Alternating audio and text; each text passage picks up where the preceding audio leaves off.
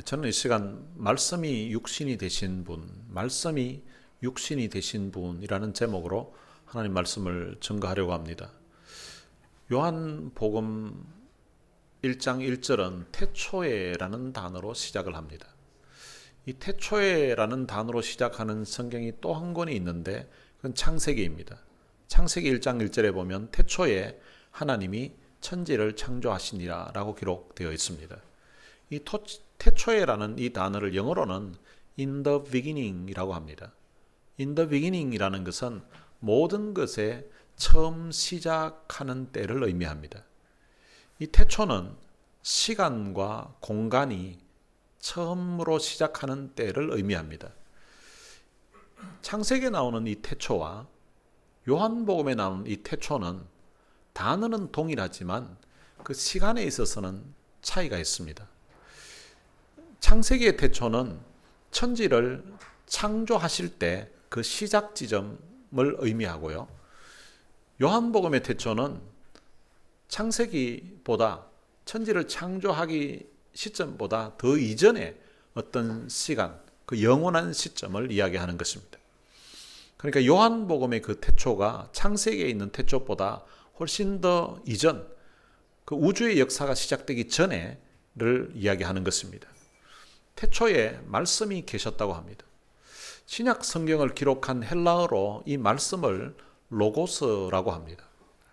우리가 신앙생활을 하다 보면 종종 우리말이 아닌데 그냥 익숙해져 있는 그런 단어들이 있습니다.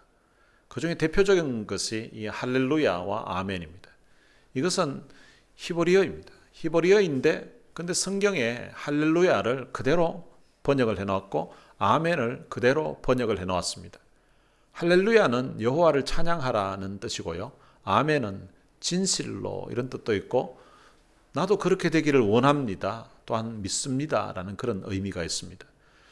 우리가 장로님이 대표 기도를 하다든지 아니면 제가 또 기도를 할 때 이제 기도하는 도중에 때로는 아멘이라고 할 때는 내가 기도하는 건 아니지만 저 장로님이 기도하시는 저 내용이 저도 그렇게 되기를 원합니다. 라는 그런 의미가 있고요. 또 말씀을 전할 때에 설교를 할 때에 또 성도들이 아멘이라고 할 때는 나도 그렇게 믿습니다. 나도 그렇게 되기를 원합니다. 라는 그런 뜻으로 아멘의 뜻이 적용됩니다. 그런데 성경에는 원어로 기록되어 있지는 않지만 성경 공부를 한다든지 또 워낙 좋은 말씀이고 또 워낙 유명한 말씀이라서 신앙생활 하다 보면 익히 이제 들었던 그런 단어들이 있는데 그 중에 하나가 이 로고스라는 단어입니다. 이 로고스가 바로 오늘 본문에 있는 이 말씀을 신약 성경이 기록한 언어로 바꾸니까 헬라어로 로고스라고 합니다. 혹 어떤 분들은 우리 교회 이름이 둘로스인데 이 둘로스하고 로고스, 이 로자 스자가 중간에 들어가니까 이게 또 외래어다 보니까 뭐 둘로스하고 로고스를 착각해가지고 우리 교회를 로고스 교회인 줄로 이렇게 또 이야기하시는 분도 있더라고요. 근데 이 로고스와 둘로스는 이게 단어 자체의 의미가 완전히 다릅니다. 둘로스는 종이라는 뜻이고 로고스는 말씀이라는 뜻입니다. 그러니까 태초에 로고스라고 하는 그 말씀이 있었다는 것입니다. 그런데 이 말씀이 태초에 하나님과 함께 계셨다는 것입니다. 그런데 이 말씀이 누구인가를 요한은 계속해서 이제 설명하면서 내려가는데 1장 14절에 가면 말씀이 육신이 되어 우리 가운데 거하심에 우리가 그의 영광을 보니 아버지의 독생자의 영광이라고 이렇게 말합니다. 그러니까 이게 하나님 아버지의 독생자 이러면 누구신가 하면 바로 예수 그리스도를 말하는 것입니다. 그러니까 예수 그리스도께서 태초에 하나님과 함께 계셨다는 것입니다. 우리가 복음서를 읽다 보면 그 예수님이 탄생하신 사건이 나오고 또 역사적으로 예수님이 이 땅에 오셨다는 것을 우리는 역사가 증명을 하고 있는데 그 예수님은 지금 우리 2024년 이전에 그때 이제 이 땅에 태어나셨습니다. 그런데 예수님이 이 땅에 태어나셨던 그때가 예수님의 생애가 시작 지점이 아니라 요한은 태초에 예수님이 하나님과 함께 계셨다라고 그렇게 말씀하고 있습니다. 그런데 이 말씀이라고 하는 이분이 하나님과 함께 계셨을 뿐만 아니라 또한 하나님이라고 그렇게 말씀하고 있습니다.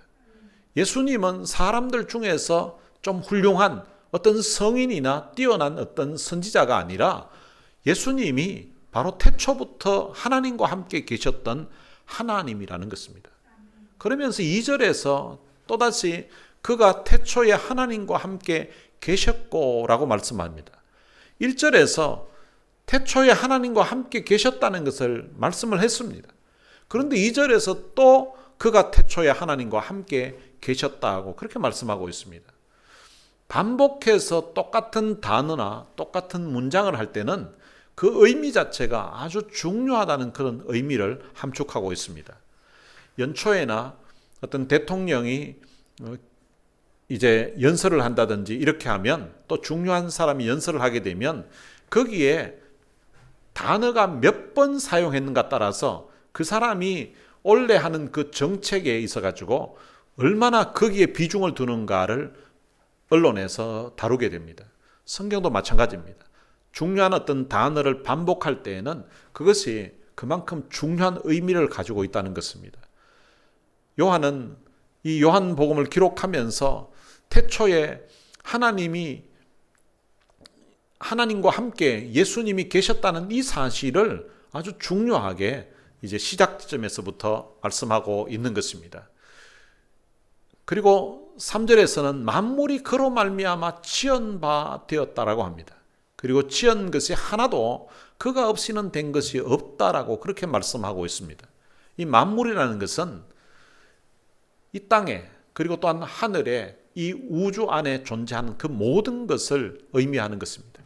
사도 바울은 골로새서 1장 16절에서 하늘과 땅에 보이는 것들과 보이지 않는 것들이라고 이렇게 말했습니다.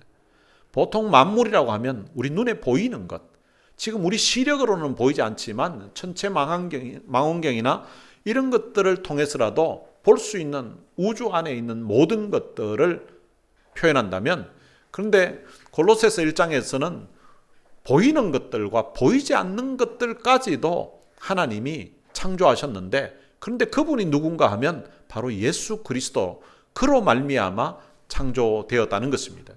골로새서 1장 14절부터 보면 그 아들 안에서 바로 예수님을 이야기합니다. 우리가 속량 곧 죄사함을 얻었도다. 그는 보이지 아니하는 하나님의 형상이시요 모든 피조물보다 먼저 나신 이시니. 그러니까 그 예수 그리스도께서 보이지 아니하시는 하나님의 형상이라는 것입니다. 그리고 모든 피조물이 있기 전에 계셨던 분이라고 말씀합니다. 그리고 만물이 그에게서 창조되되 하늘과 땅에 보이는 것들과 보이지 않는 것들과 혹은 왕권들이나 주권들이나 통치자들이나 권세들이나 만물이 다 그로 말미암고 그를 위하여 창조되었다라고 말씀하고 있습니다. 로마서 11장 36절에서도 만물이 주로 말미암아 왔다고 그렇게 사도 바울은 선언하고 있습니다. 그러니까 지은 것이 하나도 그가 없이 된 것이 없다는 것입니다. 그러니까 만물이 예수 그리스도에 의해서 창조되어졌다는 것입니다. 모든 피조물이 예수 그리스도로 인하여서 존재하게 되었다는 것입니다. 창세기 1장 1절에서는 태초에 하나님이 천지를 창조하셨다라고 하는데요. 그 천지를 창조했던 그 현장에 계셨던 분이 있는데 2절에서는 이렇게 말씀합니다. 땅이 혼돈하고 공허하며 흑암이 깊음 위에 있고 하나님의 영은 수면에 운행하시니라. 이 하나님의 영은 바로 성령님을 말씀하시는데, 태초에 하나님이 천지를 창조하실 때에 하나님의 영이 수면에 운행하셨다고. 그러니까 하나님의 영, 성령님께서 태초에 천지를 창조할 때 그 현장에 계셨다는 것입니다. 바로 태초에 하나님이 천지를 창조하실 때에 우리 보통 하나님 아버지라고 부르는 그 성부 하나님이 홀로 창조하신 것이 아니라 성자 예수님 그리고 성령 하나님, 삼위 하나님께서 함께 이 창조 사역을 하셨다는 것입니다. 예수 그리스도에 대해서 그분이 이 땅에 아기로 오신 것만 알고 있는 사람들에게는 예수님이 태초에, 즉 창세 전에 계셨다는 이 사실과 그분이 천지 만물을 창조하신 창조주 하나님이라는 이 사실은 너무나 놀라운 사실입니다. 너무나 또한 충격적인, 그리고 너무나 믿겨지지 않는 그러나 놀라운 사실인데, 근데 이 사실을 요한은 바로 첫 시작부터 언급하고 있는 것입니다. 사도 요한은 요한복음을 통하여서 예수님이 평범한 사람 중에 좀 뛰어난 어떤 훌륭한 인격자나 아니면 위대한 선지자가 아니라 그분은 창조주 하나님이셨다는 사실을 말씀하고 있습니다. 그러면서 그 안에 생명이 있었으니 이 생명은 사람들의 빛이라고 합니다. 바로 그 예수 안에 생명이 있었다는 것입니다. 예수님은 모든 생명을 만드신 창조주이십니다. 그렇기 때문에 예수 안에 생명이 있는 것입니다. 하나님은 아담에게 선악을 알게 하는 나무의 열매를 먹지 말라고 명하셨고 내가 먹는 날에는 반드시 죽을 것이라고 말씀하셨습니다. 그런데 이 아담은 하나님의 명령에 불순종하여서 선악을 알게 하는 나무의 열매를 먹게 됩니다. 그 결과 하나님이 말씀하셨던 대로 사람들에게는 죽음이 찾아오게 되었습니다. 성경을 읽다 보면 죽음이라는 단어가 가끔씩 등장을 합니다. 그런데 그 죽음이라는 그 단어가 그 문맥에 따라서 의미하는 바가 좀 차이가 있습니다. 성경에 나오는 죽음이라는 단어는 세 가지로 나누어집니다. 첫 번째는 영적인 죽음을 죽음이라고 표현합니다. 이 영적인 죽음이라는 것은 하나님과의 관계, 하나님과의 교제가 단절되는 것, 그것을 영적으로 죽었다고 표현합니다. 에베소서 2장 1절에 보면 그는 허물과 죄로 죽었던 너희를 살리셨도다라고 그렇게 말씀하고 있습니다. 허물과 죄로 죽었다는 말은 하나님의 명령에 불순종하여서 범죄함으로 말미암아 하나님과 교제가 단절되었다는 것입니다. 여기서 죽었다는 이것이 바로 영적인 어떤 죽음을 의미하는 것입니다. 꽃을 이제 꽃꽂이를 하기 위해서 줄기를 자르게 됩니다. 줄기를 자르게 되면 그 꽃은 꽃꽂이를 해놨을 때에 굉장히 보면 생기가 있어 보이고 참 아름답고 이쁜 모양을 하고 있습니다. 그런데 사실은 그 꽃은 죽었다고 볼 수 있습니다. 왜냐하면 원뿌리, 원줄기에서 잘려졌기 때문에 우선은 살은 것처럼 보이지만 시간이 지나면서 이제 그 생명이 이제 다 말라서 끝이 나게 되는 것입니다. 사람도 마찬가지입니다. 하나님이 생명의 근원이시긴데 근데 하나님과의 그 교제가 단절되면서 마치 꽃이 줄기에서 잘려지면서 그 생명이 원줄기에서 떨어졌기 때문에 죽은 것 같이 사람의 목숨도 우선은 육신은 활동하고 있는 것처럼 보이지만 결국은 이 육신 자체가 죽음을 향해서 가는 그런 상태가 되었다는 것입니다. 그리고 두 번째로 성경에서 말하는 죽음이 육체적인 죽음을 의미하는 단어들이 있습니다. 보통 우리가 죽었다고 표현할 때에 돌아가셨다고 표현하실 때에 그 육체적인 죽음을 의미하는 것입니다. 창세기 25장 7절과 8절에 보면 아브라함의 나이가 175세가 되었을 때에 그의 나이가 높고 늙어서 기운이 다하여 죽었다고 그렇게 표현되어 있습니다. 사람이 나이가 들어서 이제 기운이 다하여서 죽게 되었을 때에 그것이 이제 육체적인 죽음이라고 표현하는 것입니다. 성경을 읽다 보면 이렇게 아브라함이 이제 죽었다고 표현할 때에 육신이 죽은 상태, 그것을 죽음이라고 표현할 때가 있습니다. 꽃이 이제 원줄기에서 잘려지면서 세월이 지나가면서 이 꽃에 있던 수분들이 다 빠져나가고 마치 사람의 기운이 빠져나가는 것처럼 다 빠져나가서 완전히 말라버린 상태. 바로 그것을 사람에게도 그런 결과가 오게 되는데 바로 육체적인 죽음이라는 것입니다. 바로 이것이 아담이 범죄로 말미암아 이런 육체적인 죽음이 찾아오게 되었다는 것입니다. 그런데 사람들 중에는 이렇게 우리 육신이 죽음으로써 모든 것이 끝난다고 그렇게 생각하고 또 그렇게 믿고 살아가는 사람들이 있습니다. 그런데 성경은 우리 육신이 죽음으로써 모든 것이 끝난다고 말씀하고 있지 않습니다. 사람이 이 땅에서 생명이 끝나고 나면 그 후에는 하나님 앞에 심판대에 서게 되는데 그 심판 이후에 영원한 죽음이 있다고 성경은 말씀하고 있습니다. 마태복음 25장에 보면 이제 마지막 때에 양과 염소로 분리되어서 최후의 심판대 앞에 서게 되는데, 그 염소에 해당되는 그 무리들이, 그들은 영벌에, 그리고 의인들은 영생에 들어가게 된다고 그렇게 말씀하고 있습니다. 그러니까 최후 심판을 통하여서 영원한 형벌에 처하게 되는 사람들이 있는데, 그것이 바로 영원한 죽음이라고 그렇게 표현한다는 것입니다. 요한계시록 20장 15절에도 보면 누구든지 생명책에 기록되지 못한 자는 불못에 던져질 것을 말씀하고 있습니다.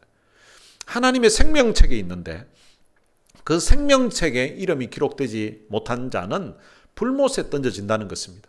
바로 영벌에 처하는 것, 불못에 던져지는 이것이 바로 영원한 죽음이라는 것입니다. 히브리서 9장 27절에 보면 한 번 죽는 것은 사람에게 정해진 것이요 그 후에는 심판이 있다라고 말씀하고 있습니다. 그 하나님의 심판의 결과에 의해서 영원한 형벌에 처하게 되는 그것을 바로 영원한 죽음이라고 말하고 있습니다. 아담이 범죄함으로 말미암아 하나님과 교제가 단절되는 영적인 죽음, 그리고 또한 세월이 지나면서 우리 육체에 기운이 다해서 죽는 육체적인 죽음, 그리고 또한 죄의 결과로 말미암아 영원한 심판의 그 영원한 죽음에 처해될 우리 사람들에게 하나님께서 그 죽음의 문제를 해결할 수 있는 방법을 오늘 본문에서 알려주고 있는 것입니다. 영원한 생명의 주인이 되신 그 주님이 죽음의 그늘 아래에서 신음하고 있는 사람들을 구원하시기 위해서 이 땅에 찾아오신 것입니다. 그런데 이 땅에 그분이 찾아오셨는데 빛으로 찾아오셨다는 것입니다. 5절에 보면 빛이 어두움에 빛이 돼 어두움이 깨닫지 못하더라라고 말씀하고 있습니다. 생명의 빛으로, 영원한 빛으로 주님이 찾아오셨는데, 그런데 어두움 속에 있던 사람들이 그 빛을 알아보지 못했다는 것입니다. 보통 어두운 가운데 있으면 조그마한 빛만 들어와도 그 빛을 알아보게 됩니다. 그런데 예수님이 빛으로 이 땅에 오셨는데 사람들이 그 빛을, 어두움 가운데 있는 사람들이 알아보지 못했다는 것입니다.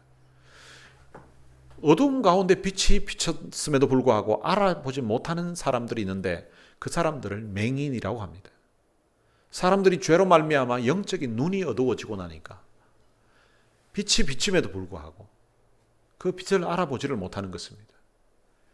정오에 그 강렬한 태양빛이 있지만 맹인들에게는 그 빛을 느낄 수도 없고 알아볼 수가 없는 것처럼 영적으로 하나님을 떠나서 범죄하면서 살았던 그 인생들이 영적인 눈이 어두워졌기 때문에 빛으로 오신 그 예수 그리스도를 알아보지를 못했습니다. 그런 가운데서 하나님께서 이 빛을 알아보는 한 사람을 보내셨는데 그 사람이 바로 요한입니다. 그런데 이 요한은 자기가 빛은 아니지만 빛에 대하여, 빛이 누구인지 그분에 대해서, 예수 그리스도에 대해서 정언함으로 말미암아 사람들로 하여금 빛으로 오신 그 예수 그리스도를 믿게 하기 위해서 그가 이 땅에 왔다는 것입니다. 그런데 참빛 곧 세상에 와서 각 사람에게 주는 빛이 있었는데 그 빛이 누구신가 하면 바로 예수님이십니다. 그런데 그가 세상에 와서 계셨는데, 근데 세상은 그로 말미암아 지원받되었는데, 근데 세상이 그를 알지 못했다고 합니다. 자기 땅에 왔는데, 근데 자기 백성이 영접하지 않았다는 것입니다. 앞부분에서 예수님이 천지 만물을 창조했다고 했습니다. 그리고 모든 만물이 그로 말미암아 창조되었다라고 말씀했습니다. 그래서 이 땅은 예수님이 창조하셨기 때문에 예수님 그분의 땅입니다. 그리고 또한 그 땅에 살고 있는 백성들도 그분의 백성들입니다.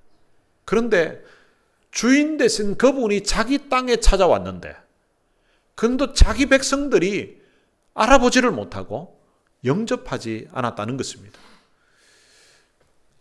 예수님이 이 땅에 오셨을 때에 실제적으로 복음서에서 예수님을 알아보지 못하고 예수님을 영접하지 못했던 그런 사람들의 모습을 기록하고 있습니다. 아기 예수님으로 이 땅에 탄생하셨는데, 그런데 그 베들레헴의 여관 주인이 마리아의 뱃속에 있었던 그 아기 예수님을 위하여서 자기 집에 어떤 방도 내어주지 않았습니다. 방이 없다고 하면서 영접하지 않았던 것입니다. 그리고 헤롯이 그 지역의 왕으로 있었는데요. 그런데 헤롯이 예수님을 영접하지 않았습니다. 헤롯은 예수님을 영접하지 않는 정도로 끝내는 것이 아니라 2살 아래에 있는 사내 아이들을 아예 모조리 다 죽이라고 명령을 했습니다. 그러니까 이 땅에 오시는 왕으로 오시는 그 메시아를 영접하지 못하겠고 아예 그냥 죽여버리려고 했던 사람이 바로 헤롯입니다. 그럼 예수님이 장성했을 때는 그 당시 종교 지도자들이, 대제사장들이, 그리고 또한 바리새인들이, 서기관들이, 장로라고 하는 사람들이 예수님을 영접하지 않았습니다. 오히려 그들은 예수님을 십자가에 못 박아 죽이는 일에 주동하고 앞장서는 그런 역할을 했습니다. 그러니까 예수님은 자기 땅에 오셨는데 그럼에도 불구하고 자기 백성들이 영접하지 않았습니다. 그럼에도 불구하고 그를 영접하는 사람들에게는 놀라운 은혜를 베풀 것을 오늘 본문 12절에서 약속하고 있습니다. 영접하는 자, 곧 그 이름을 믿는 자들에게는 하나님의 자녀가 되는 권세를 주시겠다고 말씀하고 있습니다. 예수 그리스도를 영접하는 자에게 세상이 그를 알아보지 못하고 오히려 배척하고 있었지만 누구든지 그 예수 그리스도를 영접하는 사람들에게는 하나님의 자녀가 되는 권세를 주시겠다고 약속하고 있는 것입니다. 누구든지 예수님을 믿으면 바로 하나님의 자녀가 된다는 것입니다. 이와 동일한 의미의 말씀이 요한복음 3장 16절에 기록되어 있습니다.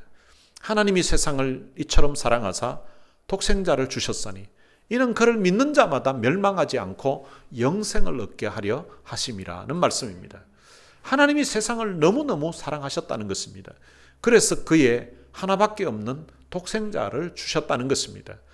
누구든지 그를 믿으면 멸망하지 않는다는 것입니다. 그리고 누구든지 그를 믿으면 영원한 생명을 얻게 된다는 것입니다. 예수를 믿어서 하나님의 자녀가 되는 사람들이 어떤 사람들이 믿을 수 있고 어떤 사람들이 하나님의 자녀가 되는가를 13절에서 알려주고 있습니다. 이는 혈통으로나 육정으로나 사람의 뜻으로 나지 아니하고 오직 하나님께로부터 난 자들이라고 그렇게 말씀하고 있습니다. 하나님의 자녀가 되는 데는 세 가지 해당 사항이 없는 것을 먼저 요한이 설명을 합니다. 첫 번째는 혈통과 상관이 없다는 것입니다. 유대인들은 자기들이 아브라함의 자손이라고 그렇게 자부했습니다. 또 역사적으로 보면 그게 사실입니다. 그래서 자기들은 아브라함의 자손이기 때문에 하나님의 자녀라고 그렇게 믿었습니다. 그런데 예수님은 혈통과는 상관이 없다는 것을 말씀하셨고 오늘 본문에서 이 요한도 혈통과는 상관이 없다는 것입니다. 우리가 하나님의 자녀가 되는 것은 육신적으로 아브라함의 자손이라고 해서 다 하나님의 자녀가 되는 것은 아니라는 것입니다. 아브라함의 자식 중에도 이스마엘이 있거든요. 이스마엘은 언약의 자식이 아닙니다. 언약의 자손이 아니기 때문에 아브라함의 자식임에도 불구하고 언약 백성이 되지 않는 하나님의 백성에 속하지 않는 그런 사람이 있다는 것입니다. 어떤 사람은 부인이 신앙생활을 참 열심히 잘 하는데 남편이 이제 신앙생활을 안 하고 있어서 남편도 교회 나오라고 예수 믿으라고 하면 나는 막 교회는 안 나간다고 나중에 우리 마누라 천국 갈 때 난 그냥 치맛자락 잡고 그냥 가려고 생각하고 있다고 이렇게 이야기하는 사람이 있습니다. 여러분 아무리 같이 부부로 이 땅에서 살아도 마누라가 신앙이 좋은데 남편은 교회도 다니지 않고 예수도 안 믿다가 마누라 치맛자락 잡고 천국에 갈 수 있는 것이 아니라는 것입니다. 여러분 치마가 무슨 힘이 있어가지고 청바지를 입고 있어도 그 바지 가랭이를 잡아도 따라갈 수 없는 곳이 천국입니다. 혈통으로는 못 간다는 것입니다. 두 번째는 육정과도 상관이 없다는 것을 말씀하고 있습니다. 이 육정이라는 것은 육체적인 어떤 욕망, 욕구를 말하는데요. 어떤 사회적인 어떤 인지도 그리고 사회에서 가지고 있는 그런 권력 그리고 어떤 부로 인하여서 하나님의 자녀가 되는 것이 아니라는 것을 의미합니다. 그리고 사람의 뜻과도 상관이 없다고 합니다. 사람의 어떤 자기 노력, 자기 어떤 의지, 자기 공로 이런 것들을 통하여서도 하나님의 자녀가 되는 것이 아니라는 것입니다. 그렇다면 어떤 사람이 하나님의 자녀가 될 수 있는가? 오직 하나님께로 난 자들만이 바로 하나님의 자녀가 될 수 있다라고 말씀하고 있습니다. 그러니까 어떤 사람의 어떤 방법, 인간적인 어떤 노력, 어떤 공로를 통하여서 하나님의 자녀가 되는 것이 아니라 하나님에 의해서만 가능하다는 것입니다. 빌립보 가이사랴 지방에서 예수님이 이제 한 사역을 거의 3년 정도 했을 무렵에 제자들에게 물었습니다. 사람들이 인자를 누구라고 하느냐? 그러니까 사람들이 나보고 누구라고 그렇게 하더냐고, 나를 누구로 알고 있느냐고 제자들에게 물었습니다. 그때 제자들이 더러는 세례 요한 같은 분이라고 하던데요. 더러는 엘리야와 같은 분이라고 했습니다. 그리고 어떤 이는 예레미야 선지자 같은 분이라고 그렇게 이야기했습니다. 그리고 어떤 사람들은 선지자 중에 아마 한 분으로 그렇게 알고 있는 것 같습니다. 그때 예수님이 그 대답을 듣고 그렇게 흡족하지를 못했던 것 같아요. 그래서 제자들에게 물었습니다. 너희는 나를 누구라고 하느냐? 너희는 나를 누구라 하느냐고 물었습니다. 그때 시몬 베드로가 이렇게 고백을 합니다. 주는 그리스도시요 살아계신 하나님의 아들이시니이다. 예수님께서 그 베드로의 그 고백을 들으시고 굉장히 흡족하셨습니다. 그래서 바요나 시몬아 내가 복이 있도다. 이를 내게 알게 한 이는 혈육이 아니요 하늘에 계신 내 아버지이시니라고 그렇게 말했습니다. 그리고 그에게 얼마나 예수님이 기분이 흡족하셨는지 내게 천국 열쇠를 주겠다고까지 말씀하셨습니다. 이 베드로가 예수님을 향하여서 주는 그리스도시요 살아계신 하나님의 아들이라는 사실을 그가 깨닫고 알게 된 것이 베드로가 머리가 좋아서 베드로가 똑똑해서 지혜로워서 알게 된 것이 아니라 하나님께서 알게 해주셨다는 것입니다. 우리가 예수님을 믿고 하나님의 자녀가 된 것이 우리가 성경을 읽었을 때에 우리의 이해력이 뛰어나고 그리고 또한 우리에게 어떤 하나님을 향한 그런 대단한 열심이 있어서 우리가 믿은 것이 아니라 하나님께서 우리의 마음에 믿을 수 있도록 하나님이 역사해 주셨다는 것입니다.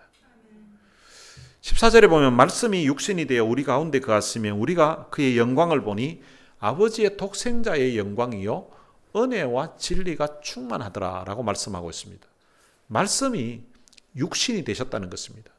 앞에 1절에서 태초에 말씀이 계셨다고 했고요. 그 말씀이 하나님과 함께 있었다고 이야기했습니다. 그리고 그 말씀이 하나님이라고 했습니다. 그리고 또한 그 말씀이 모든 만물을 창조했다라고 말씀했습니다. 근데 창조주이신 그 말씀이 14절에서는 육신이 되셨다는 것입니다. 바로 사람이 되었다는 것입니다. 그러니까 하나님이 사람이 되었다는 것입니다. 이것을 신학적인 용어로는 성육신이라고 합니다. 영어로는 incarnation이라고 합니다. 창조주이신 하나님이 피조물인 사람이 되었다는 것입니다. 여러분 이것은 상상할 수 없는 그런 모습입니다. 창조주이신 그 하나님, 그 신이 오늘 우리 사람들을 구원하시기 위해서 이 땅의 어두움 가운데 죄 가운데 있는 영혼들을 구원하기 위해서 이 땅에 피조물의 모양으로 찾아오셨다는 것입니다. 여러분 피조물에서 피조물로 바뀌는 것하고 창조주가 피조물이 되는 것은 이거는 말로 표현할 수 없는 엄청난 차이인 것입니다. 오늘 우리들을 구원하시기 위해서 오셨는데 그분이 바로 예수 그리스도라는 것입니다. 그런데 그 예수 그리스도의 모습을 보니까 은혜와 진리가 충만하더라라고 말씀하고 있습니다. 여러분 이 은혜와 진리라는 것은 구약 성경에서 하나님의 그 성품을 나타내는 용어로 사용되었습니다. 사무엘하 2장 6절에 보면 너희가 이 일을 하였으니 이제 여호와께서 은혜와 진리로 너희에게 베푸시기를 원하고 이렇게 말씀하고 있습니다. 그럼 여호와께서 은혜와 진리로 너희에게 베푸신다는 것은 하나님의 그 성품에서 나오는 그 은혜와 그 진리로 이스라엘 백성들에게 베푸시기를 원한다는 것입니다. 그런데 사도 요한은 예수님에게서 하나님의 성품에서 나오는 이 은혜와 진리가 충만하다고 그렇게 말하고 있습니다. 하나님의 성품인 그 은혜와 진리가 바로 오늘 본문에서 말씀이라고 표현했던 이 예수님의 그 성품과 일치한다는 것을 지금 말씀하고 있는 것입니다. 이 말은 지금 하나님과 성부 하나님과 성자 예수님이 동등하다는 것을 지금 말씀하고 있는 것입니다. 이 요한이 바로 그분에 대해서 정언하면서 내가 전에 말하기를 내 뒤에 오시는 이가 나보다 앞섰다고 그렇게 말을 했습니다. 그 이유가 뭔가 하면 그는 나보다 먼저 계신 분이라고 이야기하고 있습니다. 요한은 이 땅에 태어난 그 시점을 보면 예수님보다 6개월 먼저 태어났습니다. 그리고 사역을 시작할 때에도 예수님보다 먼저 사역을 시작했습니다. 그러니까 태어난 것도 예수님보다 6개월 먼저 태어났고, 그리고 사역도 예수님보다 먼저 시작했어요. 그래서 예수님은 이제 제자들 1명, 2명 이렇게 모으고 있을 때에 세례 요한에게 세례를 받는 사람들은 엄청나게 많았었고, 세례 요한에게 제자들도 많이 있었습니다. 그런데 이 세례 요한이 예수님에 대해서 표현하기를 그는 나보다 먼저 앞선 분이라고 그렇게 말을 했다는 것입니다. 요한이 정언하면서 내 뒤에 오시는 이가 나보다 앞선 것은 나보다 먼저 계심이라고 했는데, 세례 요한보다 예수님이 앞선 이유가 무엇인가 하면 세례 요한은 사람이에요. 그런데 예수님은 태초부터 하나님과 함께 계셨던 분으로서 본질상 하나님과 동등하신 하나님이시라는 것입니다. 세례 요한은 자신의 신분이나 그리고 자신의 어떤 능력에 비해서 예수님과는 비교할 수 없는 분임을 그가 알고 있었던 것입니다. 그래서 마가복음 1장 7절에서 이 세례 요한은 예수님을 가리켜서 나보다 능력이 많으신 이라고 그렇게 이야기를 합니다.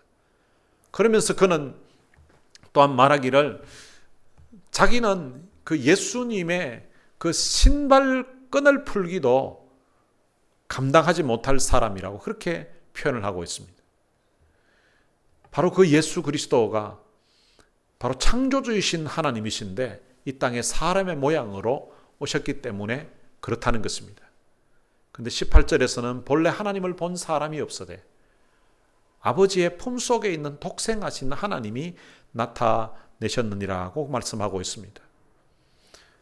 하나님은 영이시기 때문에 사람이 볼 수가 없습니다. 그런데 보이지 않는 그 하나님이 보이는 모습으로 이 땅에 찾아오셨는데 그분이 바로 하나님의 독생자, 바로 예수 그리스도라는 것입니다. 예수님이 이 땅에 오셔서 복음을 전할 때에 수많은 사람들이 예수님이 하시는 말씀을 직접 들었었고요. 그리고 또한 예수님은 말씀만 전한 것이 아니라 많은 표적을 보여주셨습니다. 병자들을 고치기도 하고 심지어는 죽은 사람을 살리기도 하고 오병이의 기적을 보여주시기도 하셨습니다.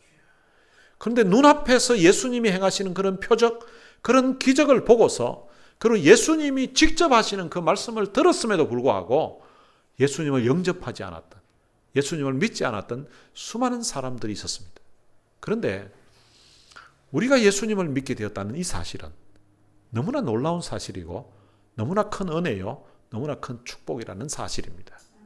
오늘 본문식으로 말씀하면 오늘 우리가 예수를 믿게 된 것이 우리가 머리가 좋아서, 우리가 단순히 운이 좋아서, 내가 성경을 열심히 읽고 노력해서 내가 열심히 기도를 했기 때문이 아니라 하나님께서 하셨다는 것입니다. 하나님이 우리로 하여금 예수 믿게 하시려고 누군가로 하여금 우리의 영혼을 가슴에 품고 기도하게 하셨습니다. 어떤 때는 참 눈물로 기도를 하고 그러면서 누군가를 통하여서 우리들에게 복음을 전해 주셨습니다. 말로 전하기도 하고 때로는 삶의 본으로 보여주기도 하고, 그리고 신앙생활 하면서도 예수 믿고 나서도 수많은 사람들이 우리 주변에서 우리 앞선 믿음의 선배들이 우리를 위해서 기도하면서 우리를 사랑으로 돌보면서 우리로 하여금 예수 안에서 신앙생활 할 수 있도록 도와주셨다는 것입니다. 그런 수많은 이들의 헌신과 수고, 눈물과 기도를 통하여서 오늘 우리들에게 복음이 전해지고, 그리고 우리가 복음이 전해졌을 때에 그 복음을 믿게 하시고, 그리고 또한 믿음 안에서 우리가 결단하고 신앙생활할 수 있도록, 믿음 안에서 살아갈 수 있도록 그렇게 해 주셨다는 것입니다. 그 모든 일들이 하나님께서 우리들에게 하신 일이라는 것입니다.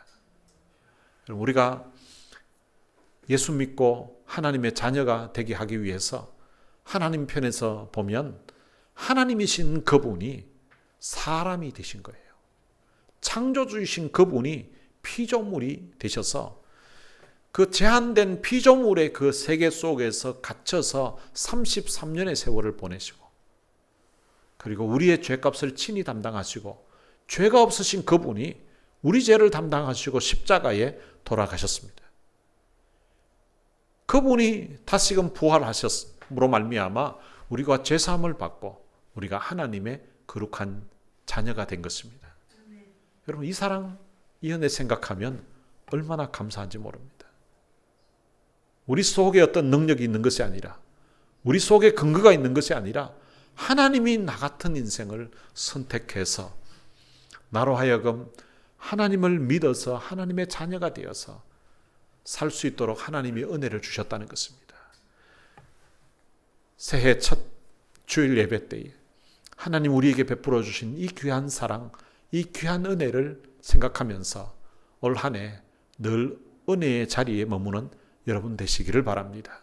그래서 받은 은혜, 받은 사랑 생각하면서 예수님이 나 같은 인생 구원하시기 위해서 하나님이신 그분이 사람의 모양으로 낮아지시고 섬겨주셨던 것처럼 오늘 우리들도 그 주님께 받은 사랑을 생각하면서 또 누군가에게 이 하나님의 사랑, 이 주님의 사랑을 전하기 위해서 우리도 낮은 자리로, 우리도 섬기는 자리로 내려가서 여러분들 때문에 복음을 듣게 되고, 여러분들 때문에 복음을 믿게 되고, 여러분 때문에 참 예수 안에서 신앙생활하는 그런 사람들이 생기는 그런 역사가 있게 되시기를 주님의 이름으로 축원합니다.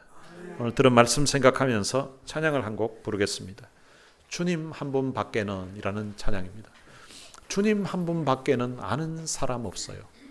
가슴 깊이 숨어 있는 주를 사랑하는 마음, 주님 한 분 밖에는 기억하지 못해요. 처음 주를 만난 그날 울며 고백하던 말, 나는 행복해요. 죄사함 받았으니 아버지 품 안에서 떠나 살기 싫어요. 나는 행복해요. 사랑이 샘솟으니 이 세상 무엇이든 채우고도 남아요.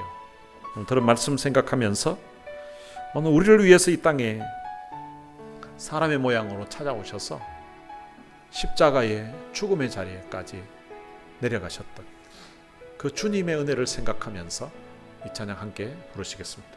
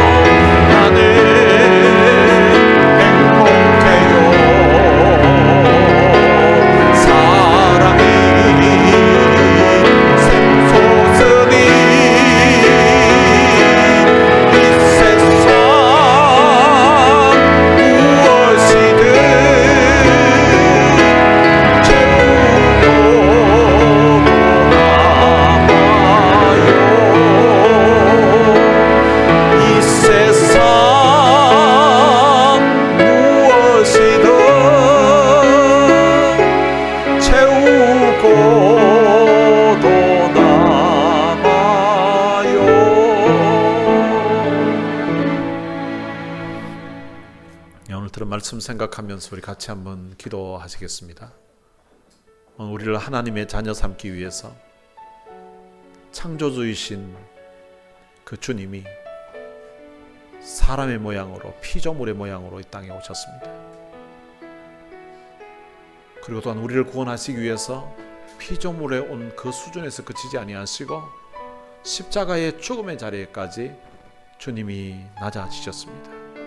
오늘 그 주님의 희생, 주님의 사랑, 주님의 은혜를 통하여서 우리가 하나님의 자녀가 되었습니다.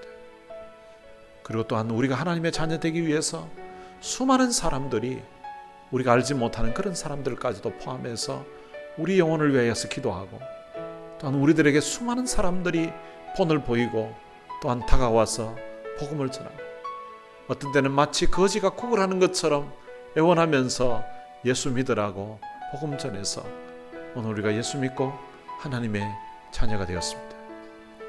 우리가 이 사랑의 빛, 은혜의 빛을 졌는데 우리는 또한 이 은혜의 빛을 갚으면서 우리가 살아야 됩니다. 우리는 하나님의 사랑의 빚진 자이고 하나님의 은혜의 빚진 자들입니다.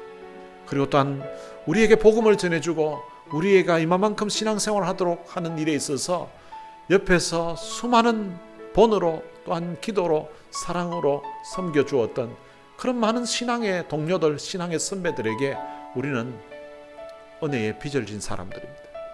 우리가 오늘 한 해에 하나님의 예비하신 그 은혜의 자리로 나아가서 또한 이 은혜를 전하고 베풀면서 우리가 좀 살았으면 좋겠습니다. 오늘 들은 말씀 생각하면서 주님께 받은 그 은혜에 대한 그 감사의 기도와 그런 은혜를 받은 우리가 또한 주님을 본받아서 이 사랑을 전하면서 이 사랑을 나누면서 살아가는 그런 삶을 살게 해달라고, 그런 삶을 살 수 있도록 하나님 능력을 부어달라고, 힘을 부어달라고 우리 다 같이 통성으로 이 시간 기도하시겠습니다. 살아계신 하나님 아버지, 은혜를 감사합니다. 오늘 이 새해의 첫 주일을 맞이하여서 주님 앞에 나와서 우리의 마음을 들여 하나님 앞에 예배드리게 하시고 감사합니다.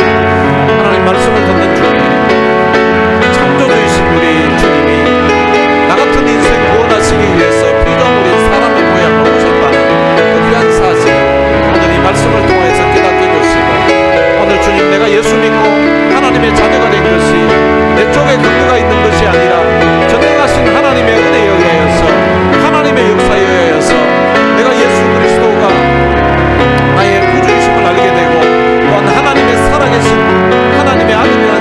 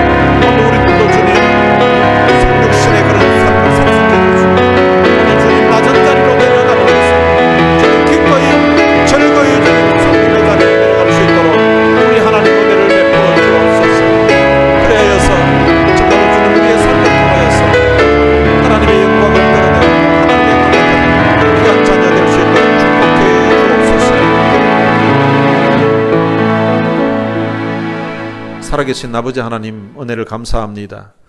새해 첫 주일날 주님 앞에 나와서 우리의 마음을 들여 우리 하나님 앞에 예배자로 설 수 있게 하신 것 감사합니다.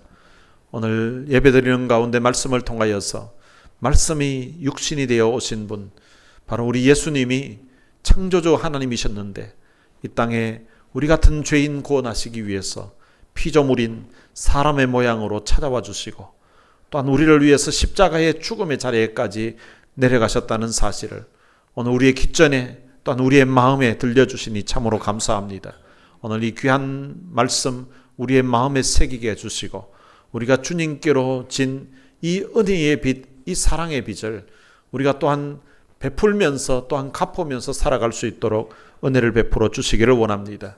우리가 예수 믿고 하나님의 자녀가 된 것도 우리가 운이 좋아서 우리가 또 노력을 해서 하나님의 자녀가 된 것이 아니라 하나님이 우리에게 은혜를 베푸셔서 누군가로 하여금 우리들에게 복음을 전하게 하시고 또한 그 복음을 들을 때에 우리의 마음문이 열리게 해주시고 또한 그렇게 마음문이 열려서 예수 그리스도를 우리의 주님으로 믿을 수 있도록 하나님을 우리의 아버지로 믿을 수 있도록 수많은 사람들이 우리의 영혼을 가슴에 품고 기도하게 하시고 또한 우리들에게 복음을 전하게 하시고 또한 수많은 사람들이 삶의 본을 통하여서 바로 이 그리스도를 하나님을 우리에게 전해 주신 것 참으로 감사합니다.